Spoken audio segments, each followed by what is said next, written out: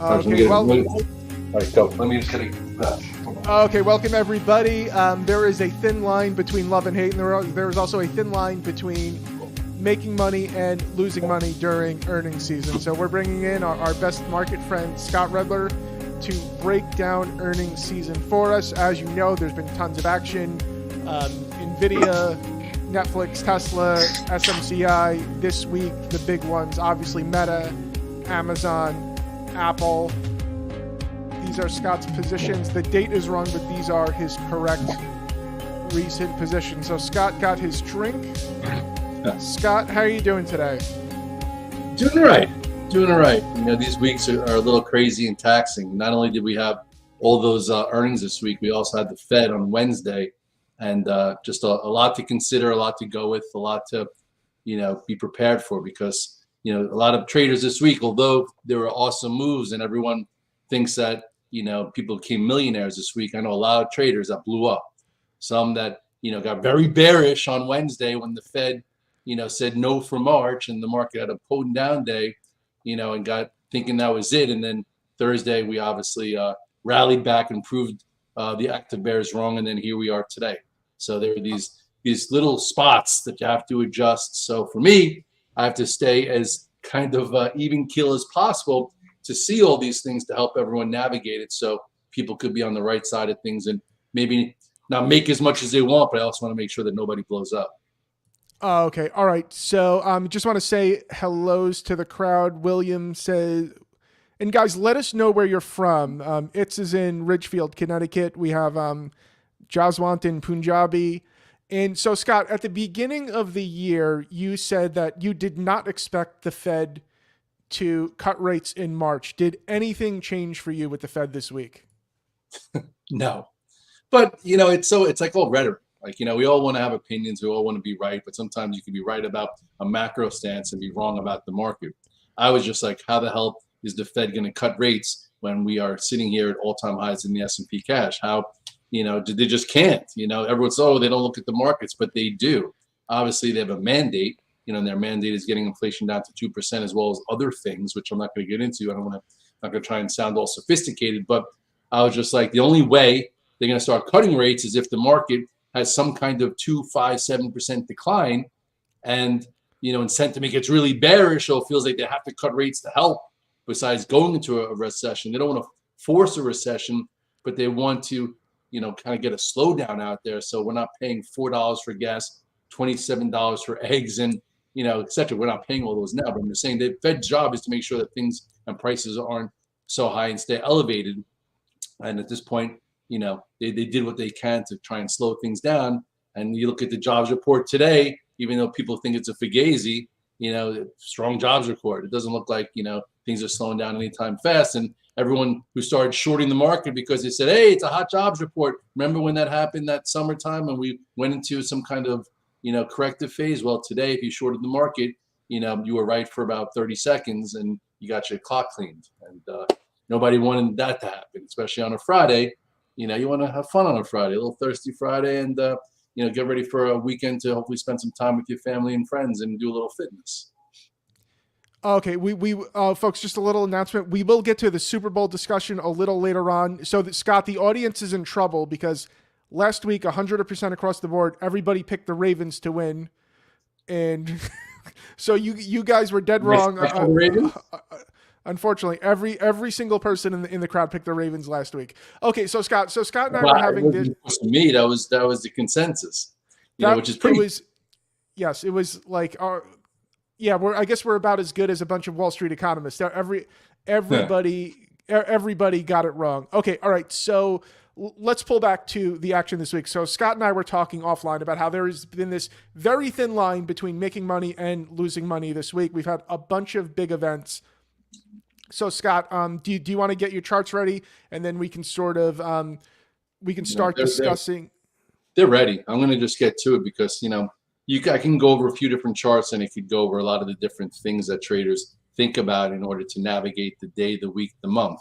So if I go to this real quickly, I go to let's see if I know how to do this. Oh my, right. Okay, Scott, we just got some very big. Carl Weathers just died. Oh no. Hold on a second. That sucks. How'd he die? Fucking love Hold Apollo on. Creed. Carl Weathers?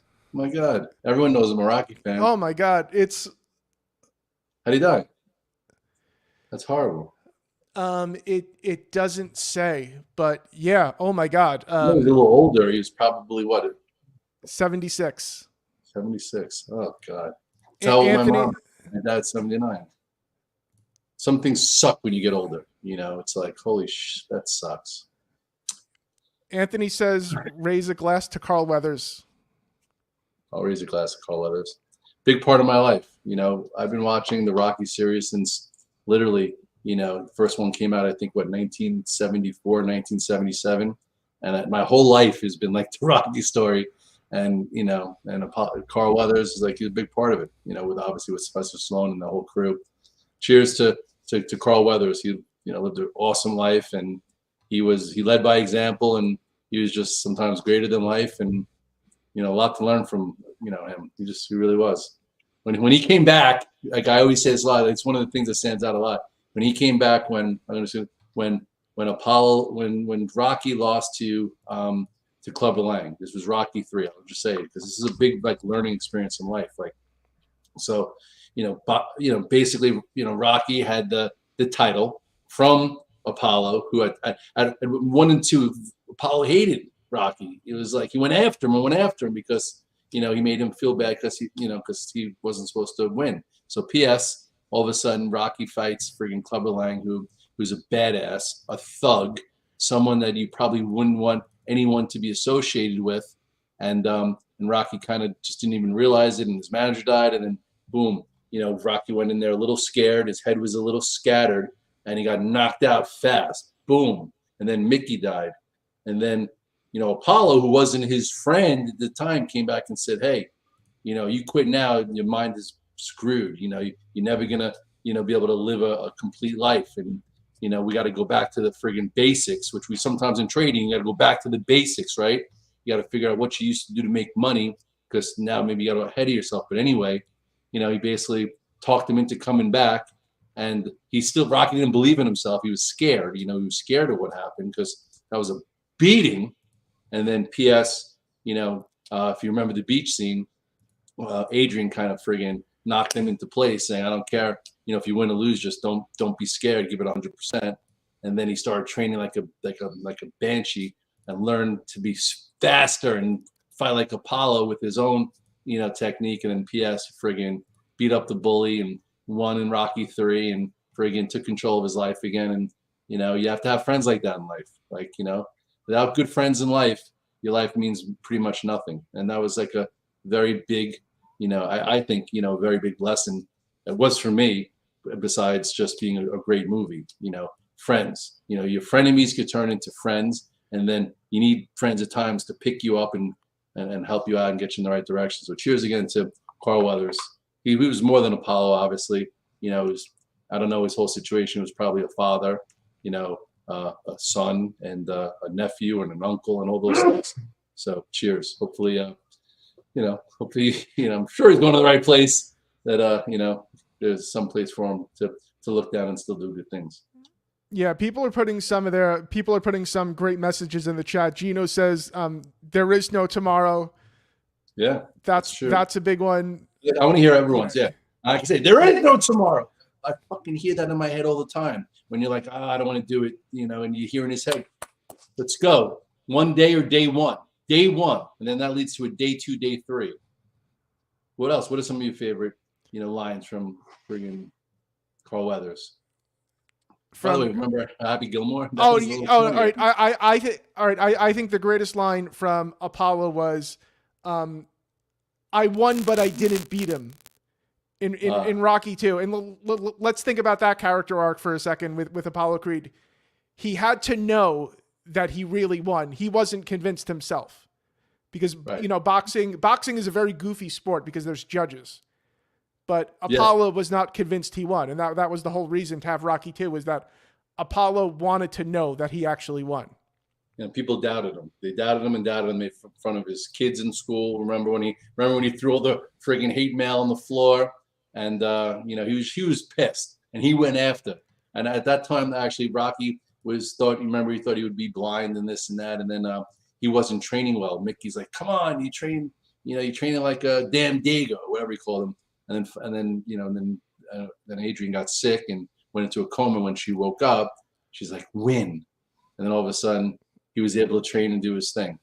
But yeah. So again, you have demons in your head, and you have things you have to wrestle with. And Apollo had to prove to the world that that he could beat him and beat him decisively, and that was his demise, actually. But then he was a big enough man to say, "Hey, I'm going to help Rocky, and I'm going to friggin' have him beat up the bully and get his life on track." And then they became best friends. I got to put out one tweet. I'm sorry about friggin'. Okay. Okay, that's okay. While Scott's doing that tweet, everybody type in the chat, what was your favorite Rocky moment in the entire series? Let us know what your favorite Rocky moment was. For me, I think it might have been Rocky chasing the chicken. Speed. Or maybe the training montage in Rocky 4.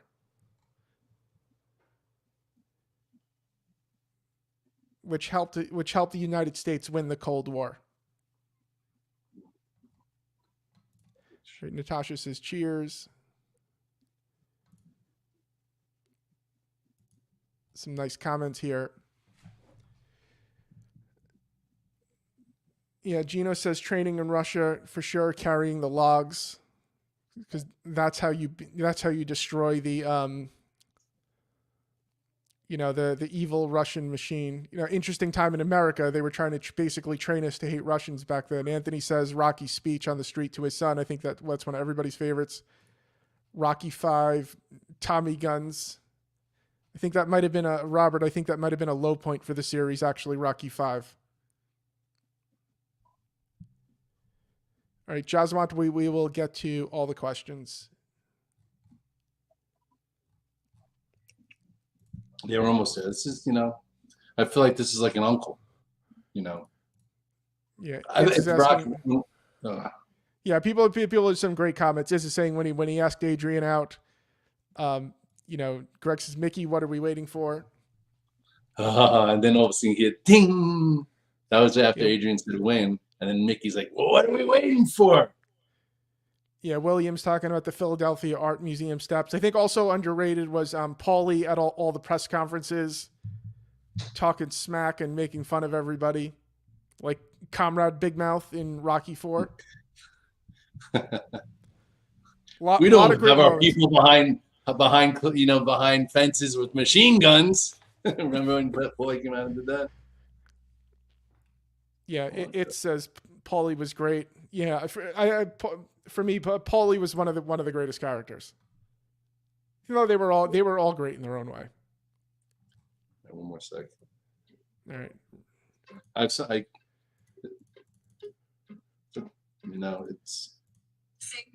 on one more second now. What else? Paulie died too. Holy shit! Everyone's dying from fucking Rocky, right? We're all. It's either we're getting old and. Yeah, so Scott, I think we're having the exact conversation that Rocky and Apollo had in Rocky 4 when they were talking about getting old, and Apollo was talking about he doesn't want to change, but then of course at the end, Rocky won over the Russian crowd. Who I am, right? I don't want to change. Fighters on the fight, warrior of mine will be dead, Stallion. That was Rocky 4. Remember that? Yeah. Oh, it says on his first date, he took his girlfriend to see Rocky, the first Rocky. Yeah, Gino says we're getting older, Red Dog critical to keep working on our health. Nothing more important. Every day work hard. Yeah, I think we have there's a lot of Rocky fans in this audience. Jeez.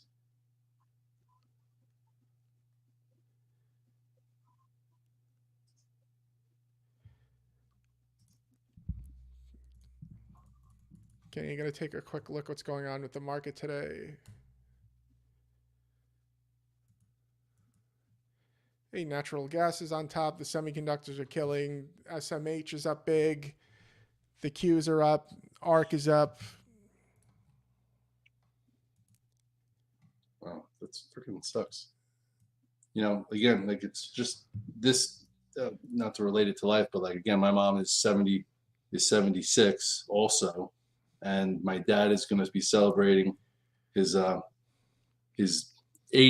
in September. Like friggin', you know, get out of your house and go visit and see your parents and see people you need to see, because once they're gone, you know, you don't get them back, right? Don't take things for granted. I actually just made a reservation to go to Florida for February 17th. We're off that Monday for President's Day, I think. So I'm going to go Sunday, Monday. All right, let's go to the market. Did I share my screen correctly? Do you see the spies here? I'm going to bring them up right now. Yep, Scott, here are the spies. So walk us through what happened after the Fed. All right, so listen, Fed Day happened, and I've done so many Fed days. I've been involved in so many Fed days, and know that sometimes it means something, and sometimes it doesn't, right? Sometimes it's just a way to like change sentiment and give a leg sweep, and you get some follow through, and it changes everything. Or sometimes the opposite. The next day you get the opposite of what happened, and they use those shorts as fuel for another move. So anyway, if you look here. If you remember, if you're part of the Alpha team, obviously you know. If you're part of the 630 club, you know that we talked about 486.47. This was the day that kind of, or could have changed things, right? That was the day that all of a sudden you had this ascending channel. It broke, it closed on the lows, and then that day, I remember a lot of people were like, "Red Dog, I'm going out short. This is it. I've been waiting. Finally, I can go out short." I'm like, just be careful, because sometimes you have the exact opposite on Fed Day, you know, and if you're down 80 handles, you know, they could easily even bounce back 20 and then roll over and go lower. So just don't do too much if you can't handle it. So PS, if you remember on Thursday, we opened up like 20, 25 handles, and I was like, you know, now we could use our retracement rules. Half of this candle is like 486.47. If we get through that and take back the 8-day, you cannot have short on the brain. You cannot just be short the spies, the Qs, and whatever, because you could blow up. I know this was a pretty nasty candle, but it got negated one day later. So I remember I tried to short some spies a little bit the next day, and I said at first kiss it probably backs off, which it did in the first 30 minutes. But then once it busted through at lunchtime, that was it. So I did buy some spies and Qs puts for next Friday, just because after this day, you know, everybody was talking about how February is going to be the worst month. Historically, February is a downtime. You know, everybody, you know, sometimes Twitter's almost as bad now as the networks used to be. But anyway, so into this rally back, I didn't do it on this day. I put on a little bit of spies and Qs options. I didn't start shorting it there and rolling it up and getting blasted today, but I put on some spies and Qs short, just for, not short, spies and Qs long, just to have some kind of downside protection if next week turned into, you know, a down week in February after the new money came to work. And PS, this happened. So hopefully, you know, if you were short on the brain, you got out, maybe you got long a few things. And then PS, now this is where we are in another all-time high, just like that. And the decision point was midday, that fine line from saying, hey, I have short in the brain to covering and losing a little, or short in the brain covering and flipping long, which is not easy to do, or being flexible waiting and then seeing some leaders lead and going with them and not even touching the indices, but knowing that the active bears that tried to shake the tree and take control lost it very fast. And they did the same thing real quickly with the Qs. Right here, we were talking about 420.50. Okay, Scott, can you zoom in more on the chart so we could see it a little better? So 420.50 in the Qs was that spot that, you know, you had this gap down, closing the lows. We opened up yesterday, and I was like, if the bears have any power, they do not let the bulls take back 420.50, and it closed above it. And right there, at the same time, there were some other clues that also gave some indications that you just can't be short. You can't be long everything. Not every stock's created equal, but you just can't have short in the brain because we had one down day on Fed Day. Okay, so Scott, do you think that people were overreacting to the Fed? Like, why was everybody caught off sides there? I think people weren't caught off sides on Wednesday. They were more caught off sides on Thursday. You know, on Wednesday, basically, you know, Powell said, hey, Thursday doesn't seem likely. The street said 5 rate cuts, and they started saying that, in early January or even late December, because they thought we were going into a recession, and that then to not have just lower prices, but to then, kind of not have a recession. They need to cut rates again because they raised them so much. And PS, the data and the information isn't showing recession. So PS, when Powell came out on Wednesday and said it's not March, it made sense to sell off after the size of the move we've seen for 3 months. But then market said, tech earnings have been impressive. There's a lot of things that are participating. And PS, this basically said, we don't care that we might not have a rate cut in March. Then everyone started singing May. And now people are like, hey, it doesn't really matter because we're absorbing everything in the economy and the market's going up. So bottom line is really just trying to tune out the noise and know that you had 420.50 in the SPYs, and now you have this 429. So maybe we do some inside days and go. And in the SPYs, you had this spot, which was 46.47, and the active bears lost the ball. This made sense. And although this might not have made sense, who are we to argue with the market? We're just traders. That's all we do, is try and ride the action, not fight it, because a lot of times you won't be solvent for when your opinion turns into a market strategy, but you can make money reading the technicals and going with the trends and finding what's working well versus fighting it because you think something should happen a certain way. Okay, all right. So Scott, let's pivot over to one of the hottest names in the market, which is Supermicro SMCI, because we know this stock had a big move yesterday rather, and got you into NVIDIA. So show us what happened with SMCI. All right, well, SMCI used to lag NVIDIA, and then all of a sudden, when SMCI pre-announced, it had a friggin' huge move, an awesome move, broke above the channel, and since then it's been leading. So once you get a move like you saw on Fed Day, which was Wednesday, usually if we're going to be that bearish, they're not going to let leaders make new highs, new move highs. So to me, I didn't trade it, but I was watching like maybe if SMCI could make a new move high and the SPYs and the Qs take back those levels, chances are this market's not done. So if you look at the chart of SMCI, first of all, this is great just to learn. Look at this channel here. This was a fantastic, fantastic channel. This was that meaty trade that a lot of people made a lot of money. And then this was basically Fed Day. On Fed Day, wasn't so bad. It actually just came back and held the 8-day. Remember all those moving average books you do, Michael, about when you're above the 8-day moving average or the 21, you try and be long. It's fast. There's momentum. You go with it. Well, that's what this has been doing. So when this cleared 554, I was like, wow, they're letting SMCI make a new all-time high, and the market's not sure if we're in a new bearish active sequence because of what happened on Fed Day. We need to say, hey, maybe it's not as bearish as people think. So that was a clue. And then what moves with that was NVIDIA. And in my head, I was thinking, hey, maybe 622, they can get above that, which was the post-Fed high. It can make a new all-time high. So I connected those dots and went with NVIDIA.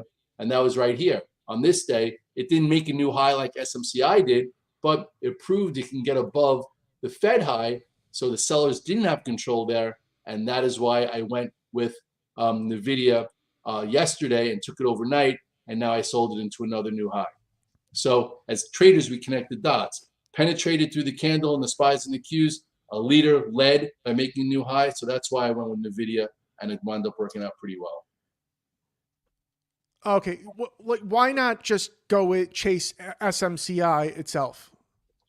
Because sometimes you need something to show you something. Instead of playing the one that's the best, that's a great question. That's the best way to go about it. If you're trading a sector, usually a few of them move together and one leads the next one. So I like to sometimes look at them. I'd like to trade the leader, but SMCI is crazy at times. I like to play when it's perfect. But by doing that, people think NVIDIA is crazy. NVIDIA is like the easier stock to trade now versus SMCI because there's more liquidity, there's more volume. I went with NVIDIA, and at the same time, I was watching AMD out of the corner of my eyes that everyone thought their guidance wasn't great. And PS, after earnings, AMD opened lower, and it's rallied thereafter, squeezing a lot of shorts who thought that report wasn't enough for the move that it had. But PS, the stock friggin' has been rallying every day since.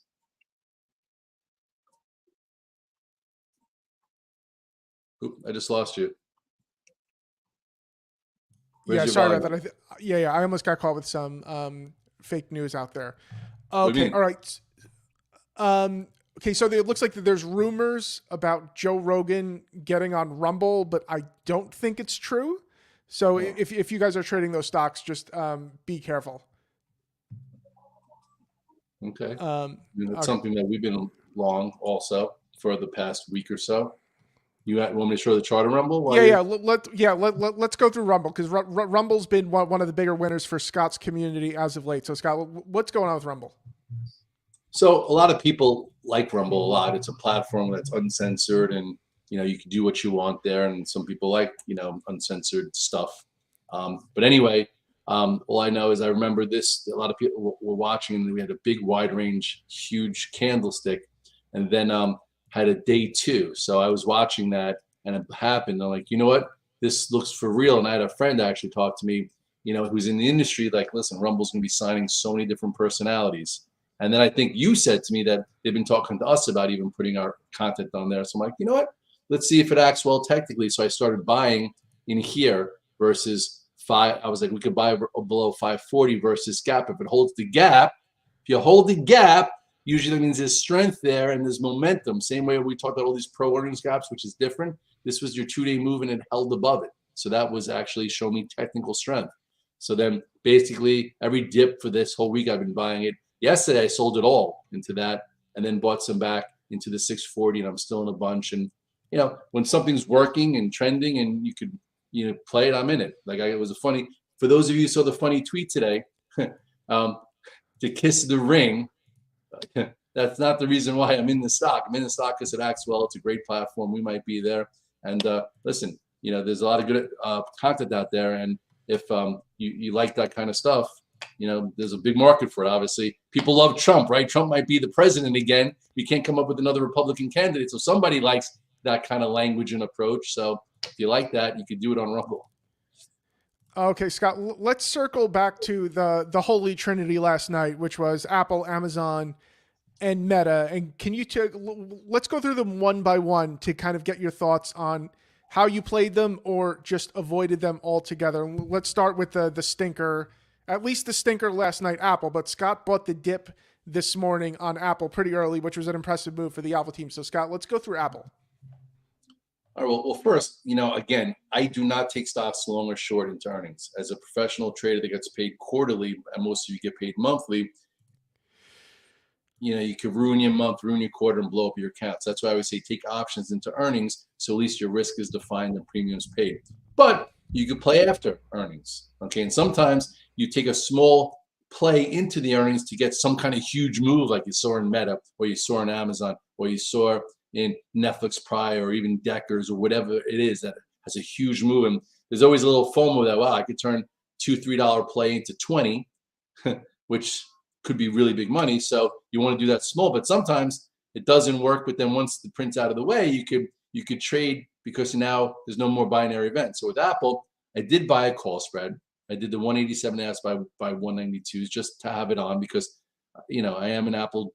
I'm not an Apple junkie. I don't overtrade it. I used to trade it for a living 3-4 years ago. Now I just trade it when the sequence is great. So PS, I traded it. I mean, I bought the call spread. It lost, but then I said to myself, you know what? 180 is a big level. 180 is the level that you had a double bottom. I tweeted it somewhere in the morning. I'm like, 180 is big. It went below for a second, reclaimed it. I'm like, now I could buy versus 179, and it wound up being, a good trade. Where look at this candle in Apple. And that's why I came up with 180. So although I lost in my options, which I did, okay, which I'm buying 10, 20 calls. I'm not betting $1 million because I don't bet in the stock market. I trade with an approach that hopefully could make me consistent money and do that for you.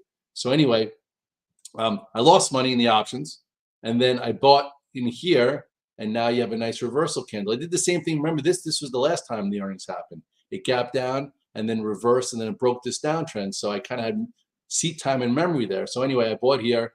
I am still in Apple. Apple right now is what? Apple is, it's green. That's nice. It's nice. And now I'll stick with it as a swing trade.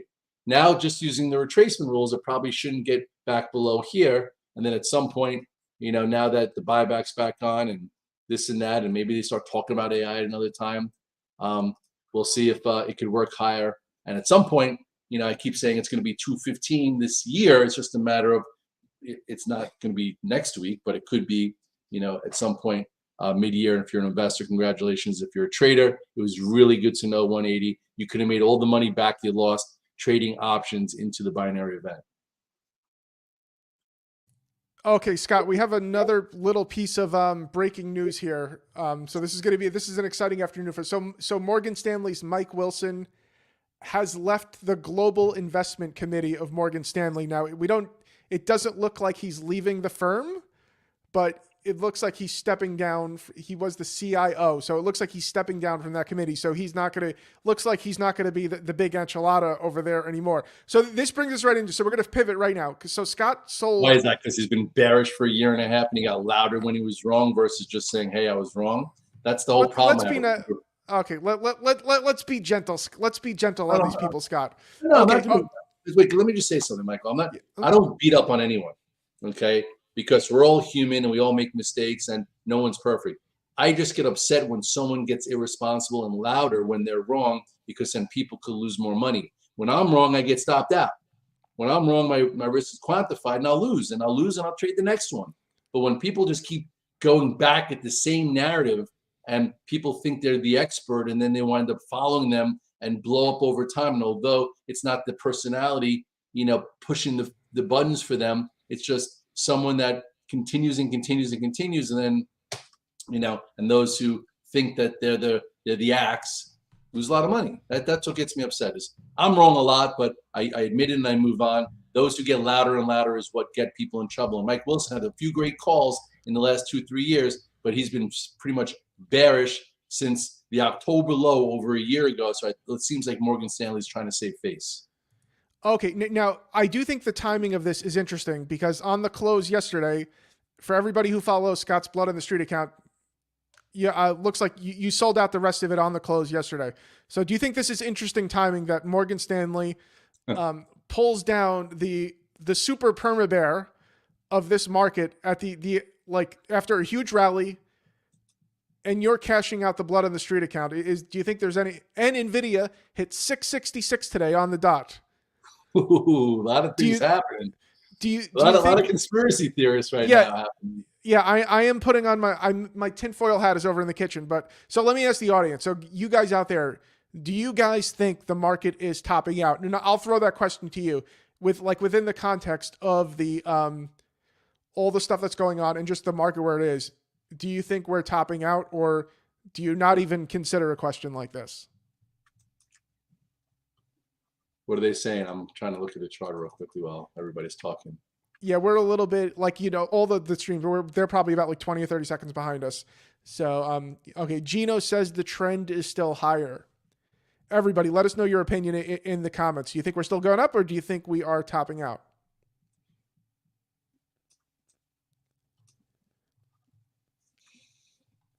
I would give my opinion, but I do not want to jinx the market. So, Scott, do you want to pull up an SPX chart and go through your thinking on the Blood on the Street account?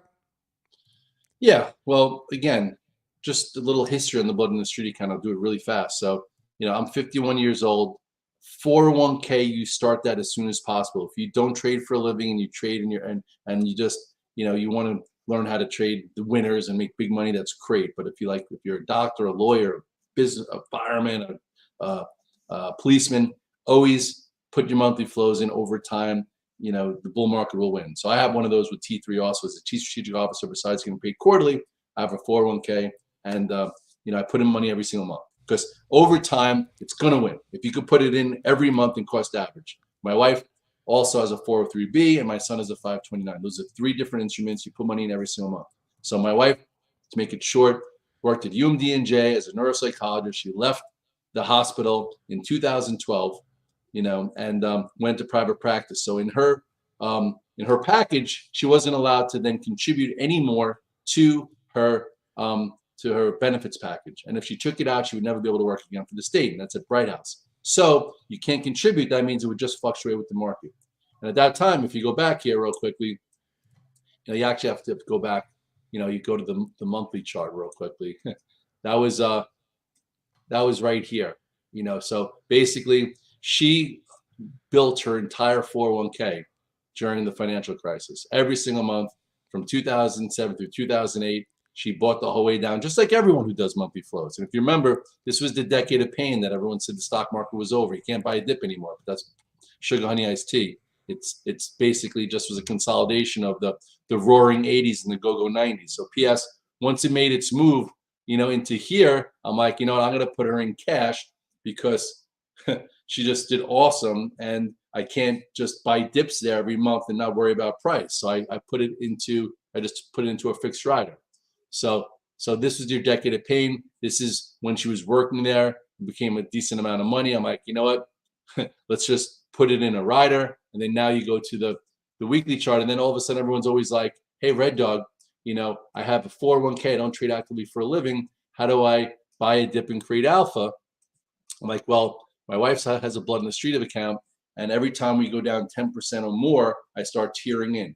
There could be 3 tiers or 4 tiers. I've only got the 3 tiers once. So first time I had to wait was here. I put 2 tiers in because we were down over 20% during that taper tantrum.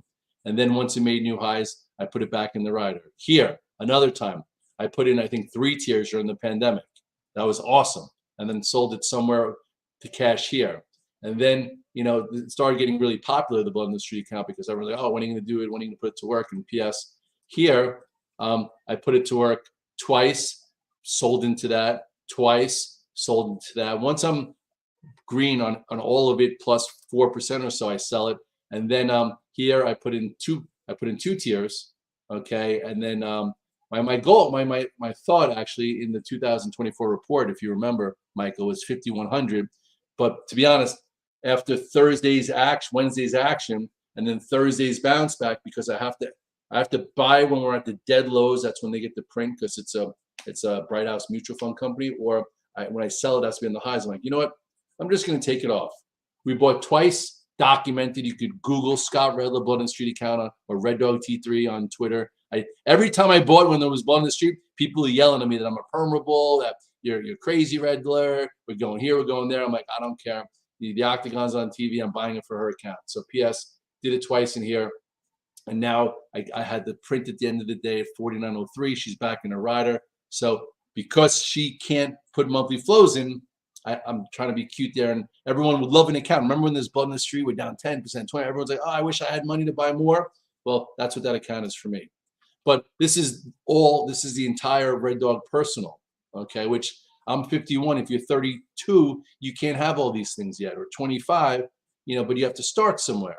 So again, 401k, especially if you corporation matches, 403b if you're in private, business, 529 for a son. My son's a freshman in high school. I started when he was 5. I should have started when he was 1.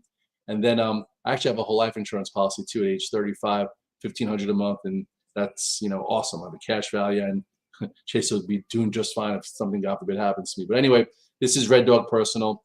And then I also obviously talk about T3, which is all my other accounts where I get paid for a living. But just because I sold doesn't mean that this 49.71 is the high of the market. This is a beautiful big trend above the 8-day. We're still trending, and I might not have got the top, but you don't need to find the bottom and you don't need to find the top to make a lot of money in the middle. So it's in cash as of yesterday. People might yell at me, oh, Red Dog, you sold quick, or you know what, I'm sticking to my process. We bought, I think, 4,300 and 4,175. I sold 4,500 plus and now 4,900 plus, and that's fine. And I have more than enough going in every single month if we just continue, and we'll see how that goes.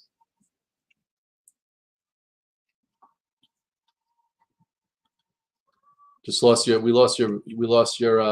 volume again. Sorry, I muted myself. So Paul says, I'm not an active trader, just biweekly flows, but I made larger deposits following the Dogs BOS trades and had the best year yet. So at least one human out there is benefiting from Scott Redler's Blood on the Street account. Okay, so Scott, let's circle back to earnings. Looks like we got to let you go rock the close soon.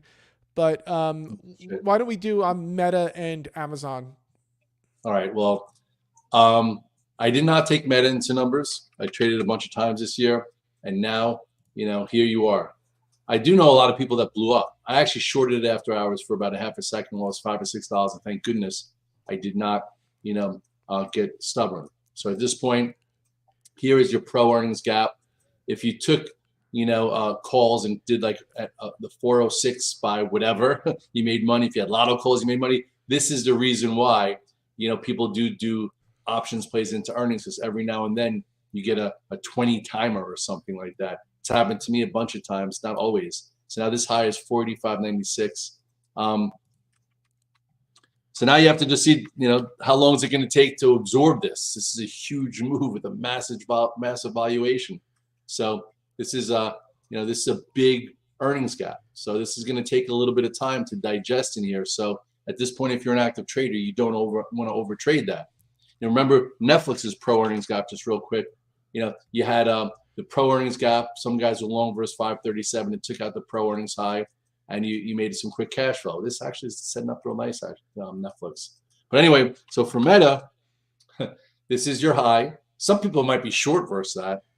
Anyway, or you can be in a swing now, and as long as this pro earnings gap holds, your risk is defined, and with some sideways action, it can continue. Amazon, we did play. Okay, looks awesome. I was thinking, hey, maybe it can go back to all-time highs.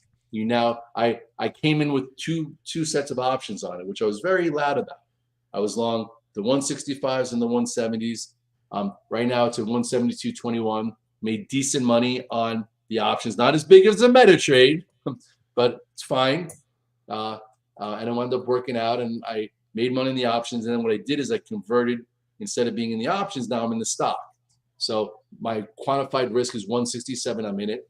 I'm going to stay in it because I do think, the report was strong enough that perhaps this, that on the weekly chart, it's going to work its way, now that's above 167, to the all-time high here. So it's something I'm going to be actively approaching every day based on the emotions of the market and this and that. And I'm going to try and buy dips. And, although I do think Mackenzie and Jeff will be sellers, remember when I told them here, I'm like, you guys got to split your damn stock because you're leaning on it too much, which they were.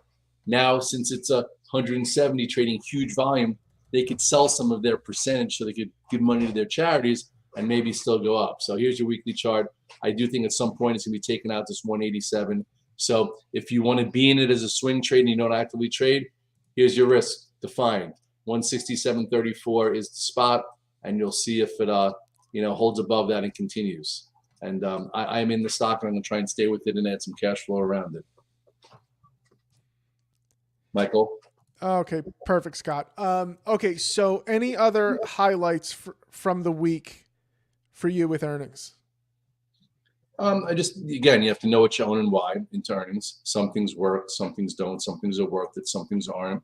A lot of people play like 5 different earnings plays, and 2 work huge, like a Meta or maybe an Amazon or even like a Deckers, and 1 doesn't work, like an Apple. So at least your risk is premium paid and hopefully makes up for it. And then, then at least you could approach them afterwards, where you might have missed the big pop after hours the next day, but at least you have quantified risk to then trade thereafter. Because earnings season is only a few weeks, and then you have a few months where you have to make money every single day, so you need to know how to approach it after.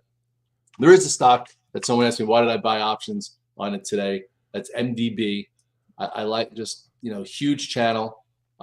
This is like a day one out of this little mini flag. Earnings aren't for a little while. I might get a pre-earnings move. I think that this is a nice chart. So if you want to know something that I did today for the next week or two, I think this MDB money, is looking really good. And their earnings aren't out till March. So you have a month for it to just trade on its own without worrying how that goes. That's my little carrot I'm throwing out to you. Okay. And don't be Charlie the carrot chaser.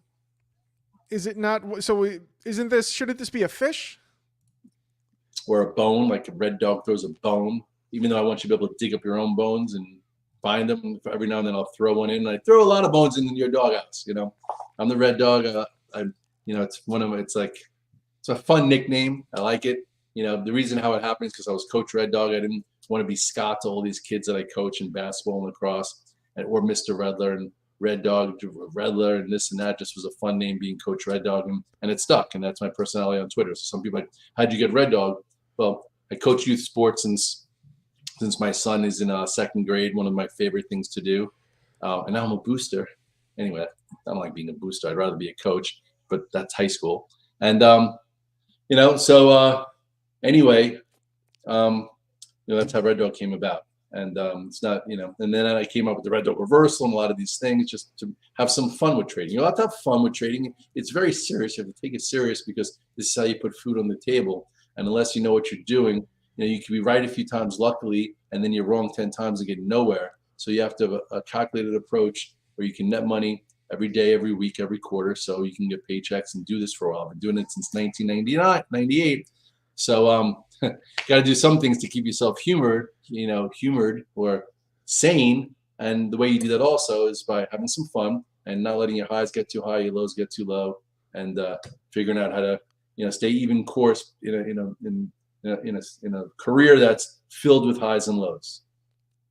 Okay, I think that is a good note for us to end on. Scott, thanks for joining us. And everyone, if you want to get Scott's free newsletter on Monday, go to t3live.com/show, t3live.com/show. And this is not junk, because like the last 3 issues Scott gave you, there was NVIDIA, there was MSOS, there was SMCI. So you'll actually get a complete game plan on Monday. It's not just BS. I remember when it came out in the newsletter, I'm like, NVIDIA was your focus on the first one we did at 505.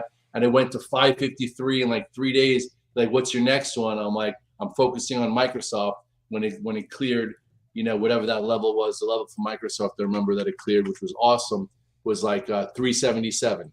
So, but there's real stuff here. Even the 6:30 Club in the morning, I'm telling like it is. I'm not here for you to sign up. I'm not here for you to, I'm here to tell it like it is, show you things that I do to have success.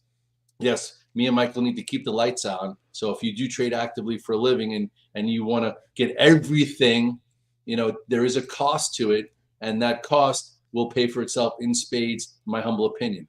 If you want just some value added, then connect the dots in Twitter sphere or in YouTube or on Instagram, that's cool. But if you want to spend time with a very calculated community that trades for a living, that takes things seriously, but also has a lot of fun, then sign up for a few things, because I do think we could add value to your life. Yeah, and let's just be clear. This is actually free, so you guys don't have to buy anything, literally. So Scott gave you this. So we can never get Scott to give a sales pitch.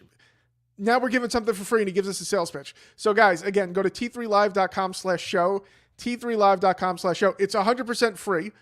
We will send you some offers and stuff, but it is 100% free. So we have some nice comments to close out. Our good friend Itz is saying, "Have a good weekend, everyone. Make memories, make money." Jasmine, our friend from India, have a nice weekend. Gino says, "Don't trade in a void. Join a winning tribe." So everyone, that's going to close this out. We will be back next Friday at 2:30 p.m. Eastern time. And have a great weekend. Little food, finance, friends, family, feed the brain.